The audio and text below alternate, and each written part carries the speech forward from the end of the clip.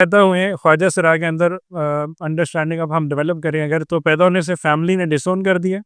تعلیم حاصل نہیں کرنے دی گئی، اور اگر اسکول کالج بھیج بھی دیا کسی نے اللہ اللہ کر کے، تو وہاں پہ جا کے وہ بلی ہوئے ہیں سر، اور اسی کرتے کرتے کوئی 9ویں 10ویں جماعت آ چکی، یعنی وہ اپنی ایج میں پہنچ چکے ہیں، کوئی 17 18 کے بچے ہو چکے ہیں، جی پریشر فیس کرتے ہیں آگے کیا؟ کرتے کرتے، اور اس کے بعد جب کالج جانا ہوتا ہے تو اس ٹائم پہ بھی ان کو اسی طرح سے ہراسمنٹ فیس